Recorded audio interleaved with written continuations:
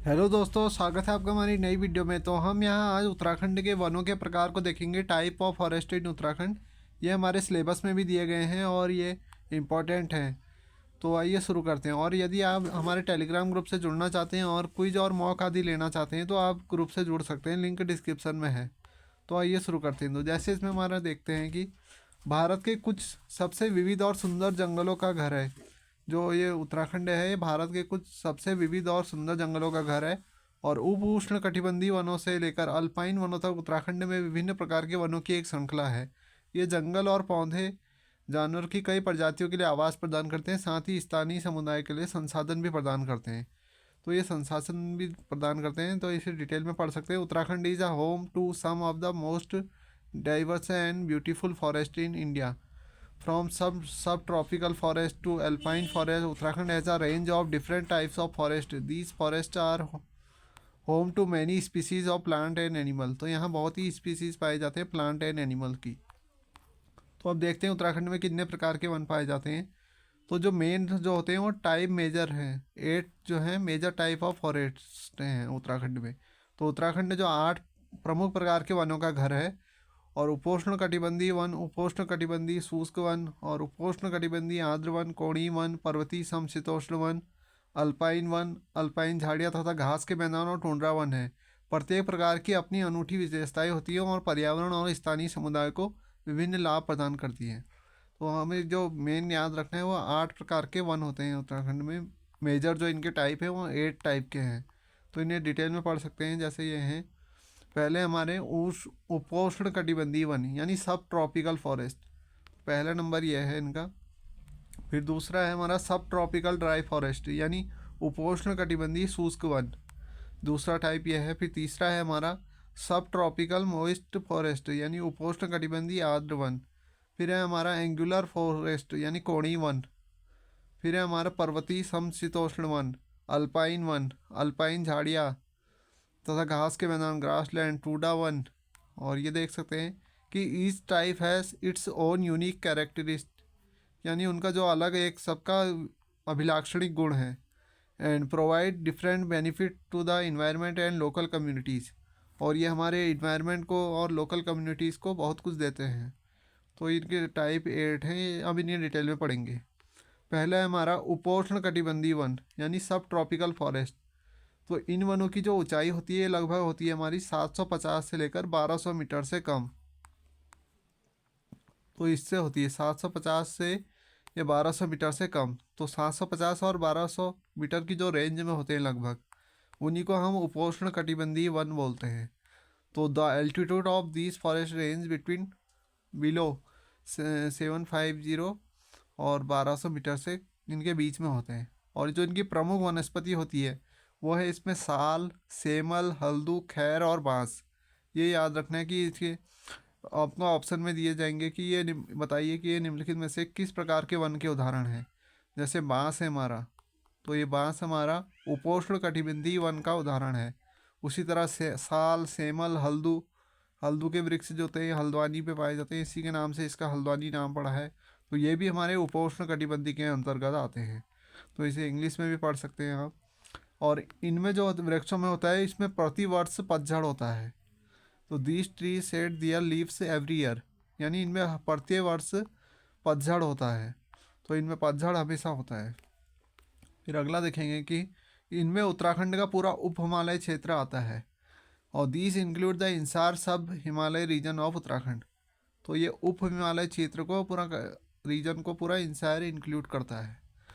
तो उप हिमालय क्षेत्र के उप हिमालय क्षेत्र जो होता है इसे बोलते हैं सब हिमालयन रीजन, इसे ये हमारा इंक्लूड करता है। फिर अब जो हमारा दूसरा मेजर टाइप है वो है हमारा उपोष्ण कटिबंधीय शुष्क वन यानी सब ट्रॉपिकल ड्राई फॉरेस्ट। तो उपोष्ण कटिबंधीय शुष्क वन है, अब इसे डिटेल में पढ़ते हैं। तो इनकी जो ऊंचाई होती है 1500 से कम होती है, लेस देन 1500 मीटर से कम जो होती है इनकी ऊंचाई होती है। The height of this forest varies between less than 1500।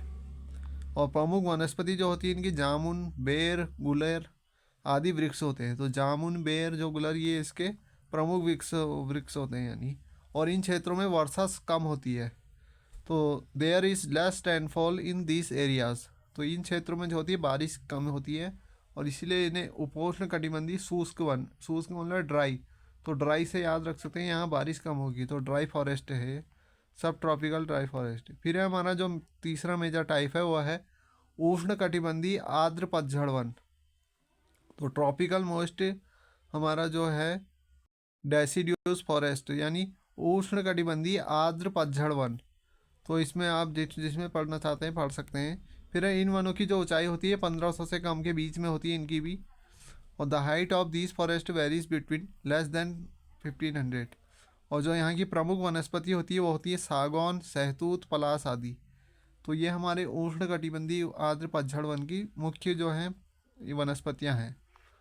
और ये वन जो होते हैं ये मानसूनी वन होते हैं। तो जो उष्ण कटिबंधीय आर्द्र पतझड़ वन होते हैं ये मानसूनी वन होते हैं जो एक समय में अपने पत्ते गिरा देते हैं। तो ये हमारे एक समय में पत्ते गिरा देते हैं। ये केवल दून द्वारा शिवालिक श्रेणी के अंतर्गत क्षेत्रों में पाए जाते हैं। तो these are monsoon forest which shed their leaves at one go, और these are found in the area boundaries the Shivalik range by Doon.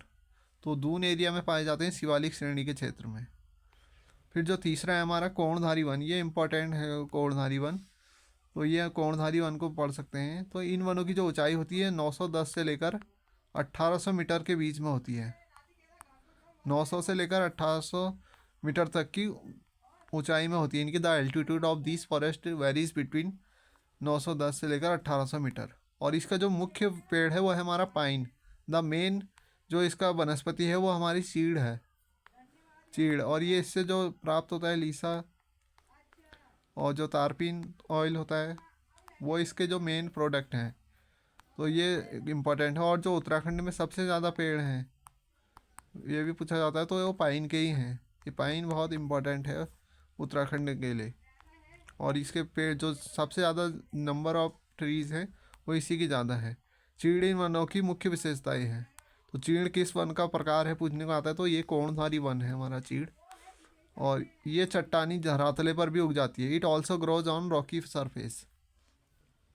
राज्य में इस वन प्रजाति का सबसे अधिक विस्तार देखने को मिलता है।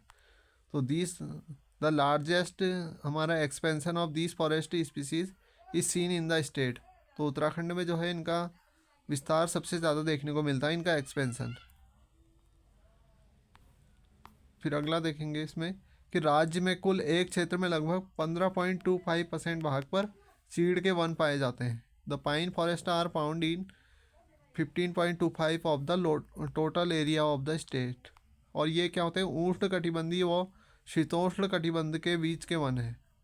तो ये शीतोष्ण में भी आते हैं, कुछ कुछ शीतोष्ण में भी आते हैं और इनके बीच में भी आते हैं। उष्ण कटिबंधीय व शीतोष्ण कटिबंधीय बीच के वन हैं। ये कौन से वन है? कोणधारी वन है यह है। और इसमें डिटेल में पढ़ते हैं हम। फिर है पर्वतीय शीतोष्ण वन, जो अगला है ये भी हमारा बहुत इंपॉर्टेंट है, पर्वतीय शीतोष्ण वन। तो इसमें देखते हैं जो इसमें हमारा बुरांस होता है, बांज, ये सब इसमें पाए जाते हैं। और इनकी जो ऊंचाई होती है ये अभी हाइट बढ़ते जा रही है। ये 1800 से लेकर 2700 तक है, 2700 मीटर तक ये पाए जाते हैं हमारे। ये पर्वतीय शीतोष्ण वन होते हैं जो। और प्रमुख वनस्पति जो है इनकी देवदार, बांज, पुरास आदि। ये बहुत इंपॉर्टेंट है क्योंकि बुरांस जो है ये हमारा राष्ट्रीय वृक्ष भी है, राजकीय वृक्ष यानी स्टेट जो हमारा ट्री है वो है ये बुरांस। देवदार, बांज ये बहुत इंपॉर्टेंट है।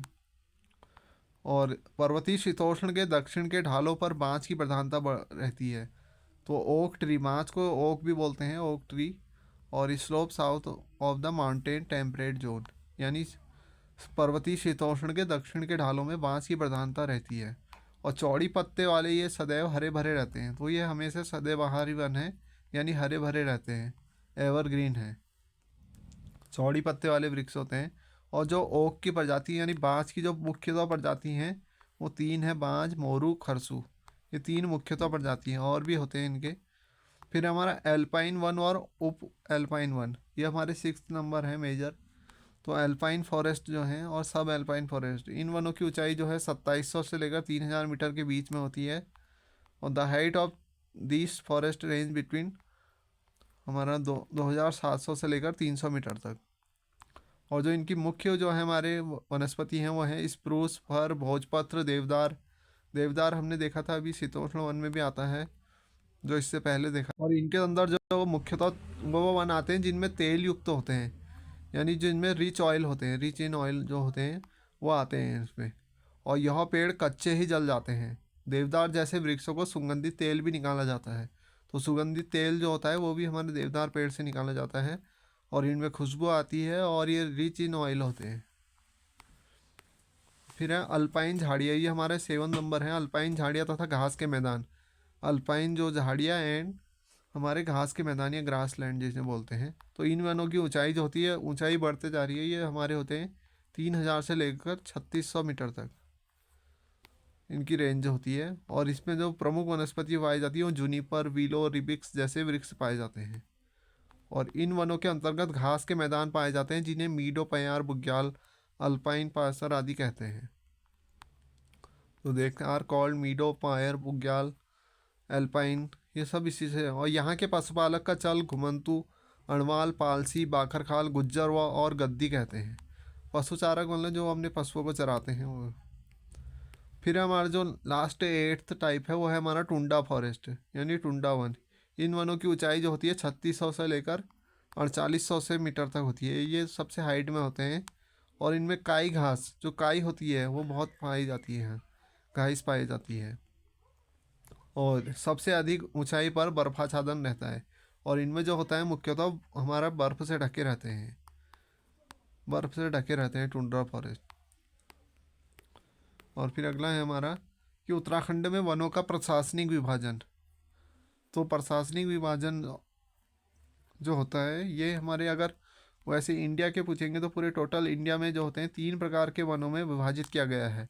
लेकिन उत्तराखंड में कहीं कहीं बुकों में 4 बार भी दिया है कि 4 डिवीज़न है। तो इन्हें देख सकते हैं। जो प्रशासन के नियंत्रण के आधार पर उत्तराखंड में वनों को 4 भागों में बांटा गया है। तो ये अरिहंत की जो बुक है उसमें भी 4 दिया है, और जो मुख्यतः सब बुक हैं उसमें 4 ही है। तो विभागाधीन वन होते हैं जो, तो फॉरेस्ट अंडर द डिपार्टमेंट, जो जो डिपार्टमेंट के अंदर होते हैं वो कितने फॉरेस्ट हैं, सबसे ज़्यादा परसेंटेज इन्हीं का होता है 74.46%। यह इनका परसेंटेज होता है। और इन वनों पर जो होता है पूर्णतः सरकारी नियंत्रण होता है। These forest are completely under government control. और इसे ही हम आरक्षित वन भी बोलते हैं। वह अगर 3 टाइप बोलेंगे तो 3 ऐसे होते हैं, एक होता है आरक्षित, और एक संरक्षित, और तीसरा जो है वो है अवर्गीकृत। तो ये आरक्षित के अंतर्गत आता है विभागाधीन वन। तो इन्हें हम 3 टाइप से भी देख सकते हैं, और जो अगर डिटेल में देखेंगे तो 4 टाइप आते हैं। तो ये देख सकते हैं इन वनों पर पूर्णतः सरकारी नियंत्रण होता है, और यहाँ से ना पशुओं को चराने, पेड़ काटने की खेती आदि करनी किसी की अनुमति नहीं होता है, कुछ अलाउ नहीं होता है यहाँ। फिर दूसरे आते हैं राजस्व विभागाधीन, यानी revenue, forest under revenue department. इनका जो परसेंटेज है वो 13.76% है। और इन वनों में जो होते हैं पेड़ काटने, खेती करने एवं पशु चराने की अनुमति होती है। तो इनमें क्या होते हैं, कुछ अनुमति होती है, इसे संरक्षित वन भी बोलते हैं। तो इनमें पेड़ काटने, खेती करने या अपने उपयोग के लिए इसका यूज़ कर सकते हैं। फिर जो तीसरा आता है वन पंचायताधीन वन, तो फॉरेस्ट अंडर फॉरेस्ट पंचायत। तो ये होते हैं 15.32% जो होते हैं वन पंचायत वाले होते हैं। और इन वनों पर पंचायतों का नियंत्रण होता है। Panchayat have control over these forest. और फिर अगला देखेंगे निजी वन, जो वर्गीकृत वन के अंतर्गत आते हैं निजी वन। इन्हें प्राइवेट फॉरेस्ट बोलते हैं। तो इनका परसेंटेज सबसे कम है, 0.46% है। इन वनों पर जो होता है पूर्णतः निजी या व्यक्तिगत अधिकार होता है। These forest are completely private and individual right. और जो वन पंचायत होता है, कुछ इंपॉर्टेंट फैक्ट हैं जो इम्पोर्टेंट है। तो वन पंचायतों में जो होते हैं 9 सदस्य होते हैं। तो जो 9 सदस्य होते हैं उनमें से जो 4 होने हैं उनका महिला होना आवश्यक है, 4 जो होते हैं वुमेन होना आवश्यक है। Out of 9 member in forest panchayat it is mandatory to have 4 women member. तो ये हमारा इम्पोर्टेंट है कि 4 वुमेन मेंबर होना आवश्यक है। फिर राज्य में पौधरोपण नीति। तो ये द ट्री प्लांटेशन पॉलिसी कब आई थी, तो ये 6 जून 2006 को लागू की गई थी। देश में पहली बार की गई थी ये उत्तराखंड में 6 जून 2006 को, first time in the country. फिर सर्वाधिक वन भूमि वाली नदियाँ कौन सी हैं, तो टोंस, कोसी और यमुना। ये 3 नदियाँ ऐसी हैं जो सर्वाधिक वन भूमि के अंतर्गत आती है। फिर है प्रदेश में कुल वन पंचायत कितनी है, तो ये भी इम्पोर्टेंट है, 12,089 वन पंचायतें हैं। और जो 42वां संविधान संशोधन हुआ था हमारा, इसके तहत ही वानिकी यानी फॉरेस्ट्री को समवर्ती सूची का विषय बनाया गया था, तो ये भी इम्पोर्टेंट है। फिर राज्य में कुल जो होते हैं 13 सर्किल, अगर वन विभाजक को इसमें देखेंगे तो 13 सर्किल हैं और 44 हमारे प्रभाग, 284 रेंज और यानी 5069 बीट, तो ये भी हमारा इम्पोर्टेंट है, ये डाटा है। और जो राज्य में 400 आरा मिल, 32 प्लाईवुड वेनियर इकाइयाँ तथा 174 लीसा इकाइयाँ हैं। और अंतर्राष्ट्रीय परिप्रेक्ष्य में उत्तराखंड का पर्वतीय क्षेत्र विश्व में 12वां प्रमुख जैव विविधता वाले क्षेत्रों में से एक है। तो अंतर्राष्ट्रीय अगर हम देखेंगे अंतर्राष्ट्रीय के स्तर पर, तो उत्तराखंड का भी ये 12वें प्रमुख जैव विविधता के क्षेत्रों में से एक माना जाता है। तो ये भी इम्पोर्टेंट है कि कौन सा क्षेत्र माना जाता है, तो 12 प्रमुख क्षेत्रों में से एक उत्तराखंड को भी माना जाता है। फिर उत्तराखंड में सर्वप्रथम औषधि पौधा बेलाडोना की खेती जो हुई 1910 या 1903 के में क्षेत्र में की गई थी। तो बेलाडोना क्या होता है, ये इसकी खेती प्रथम औषधि पौधा है जिसकी खेती की गई थी 1901 हो सकता है, 1901 1903। और जो ये है उत्तराखंड में बायोडीजल बनाने के लिए किसकी खेती की जाती है, तो जेट्रोफा की खेती की जाती है, ये इन्वायरमेंट से संबंधित भी है। और राज्य में विपणन संग्रहण एवं शोध संस्थान निम्नलिखित हैं, marketing collection and research institute in the state. तो ये पहला है हमारा Indian drugs and pharmaceuticals limited यानी IDPL, ये हमारा ऋषिकेश में है, ये इंपॉर्टेंट है। और Indian institute of Ayurveda for drug research, ये ताड़ीखेत में है अल्मोड़ा। और कोऑपरेटिव हमारी ड्रग्स फैक्ट्री ये रानीखेत में है। Indian medicine and pharmaceuticals corporation limited, ये मोहान अल्मोड़ा में है। यहाँ तक हमारा सेम था, कॉरपोरेशन लिमिटेड है ये अल्मोड़ा में, मोहान में, और जो ये लिमिटेड है ये खाली ऋषिकेश में है। तो ये दो इम्पोर्टेंट है। और जो हमारा कुमाऊं मंडल विकास निगम है यानी KMVN, इसका मुख्यालय नैनीताल में है, और गढ़वाल मंडल विकास निगम का पौड़ी में है। कुछ और भी औषधि संस्थान है, जैसे उच्च स्तरीय पौध शोध संस्थान श्रीनगर में है, जड़ी बूटी शोध एवं विकास संस्थान गोपेश्वर में है। और ये देख सकते हैं जो औषधि एवं सुगंधित पौध शोध संस्थान पंतनगर में है। GB पंत हिमालय पर्यावरण एवं विकास संस्थान ये अल्मोड़ा में है, कोसी कटारमल। और वन अनुसंधान संस्थान यानी FRI ये देहरादून में है। कुछ बुग्याल देख लेते हैं, जो इसके बुग्याल इंपॉर्टेंट है। उत्तराखंड के कुछ प्रमुख बुग्याल हैं। बुग्याल क्या होते हैं, छोटे छोटे घास के मैदान होते हैं जहाँ पशु चारा गमना पशुओं को चराते हैं, तो बुग्यालों को ही पशु चारकों का स्वर्ग कहा जाता है। कुछ जो मुख्य बुग्याल हैं वो देख लेते हैं। चमोनी बुग्याल जो है बेदनी बुग्याल है, और उत्तराखंड का क्षेत्रफल में सबसे बड़ा बुग्याल है, और ऐसा माना जाता है कि जो वेदों की रचना हुई थी ये इसी बुग्याल में हुई थी। और यह चमोली के रूपकुंड के पास स्थित है, तो रूपकुंड भी चमोली में स्थित है। और ये सुरम्य एवं मखमली घासों के लिए प्रसिद्ध है, इसे बर्नेटी हाट के नाम से भी जाना जाता है। फिर हमारा जो वैली ऑफ फ्लावर्स, ये राष्ट्रीय उद्यान भी है हमारा, इम्पोर्टेंट है, और ये भी चमोली में स्थित है। फूलों की घाटी बुग्याल, वैली ऑफ फ्लावर। और यह है जो 3600 से 4000 मीटर की ऊंचाई पर स्थित है।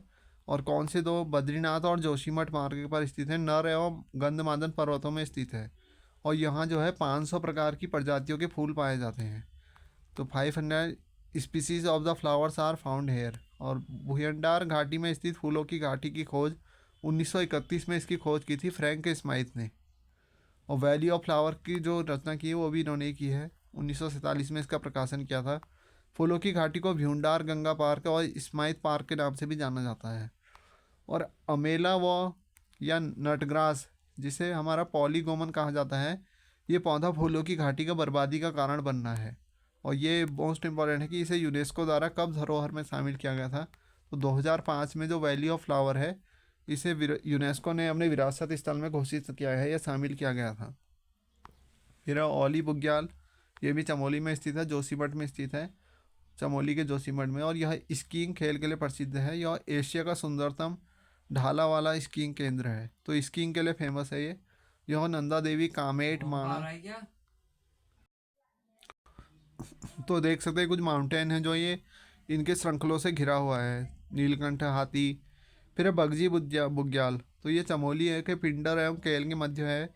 यहाँ से हिमालय का भव्य दर्शन होता है। यहाँ छोटी छोटी मखमली घास पाई जाती है जो इस बुग्याल की शोभा को बढ़ाता है।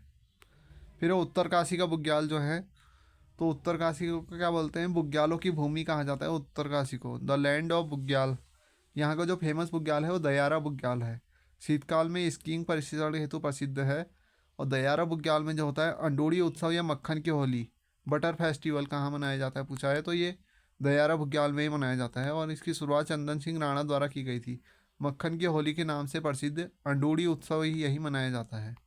हर की दून बुग्याल, ये ये भी हमारा उत्तरकाशी में ही स्थित है। हर की दून बुग्याल, यह बुग्याल बंदरपूछ पर्वत की ढलानों पर टोंस नदी का उद्गम स्थल एवं मखमली घास हेतु प्रसिद्ध है। और इसका कुछ अन्य बुग्याल हैं जैसे देवदावनी, तपोवन, केदार खर्ग, ये हमारे उत्तरकाशी के बुग्याल हैं। तो थैंक्स फॉर वॉचिंग, मिलते हैं अगली वीडियो में, तब तक के लिए goodbye, please subscribe my channel.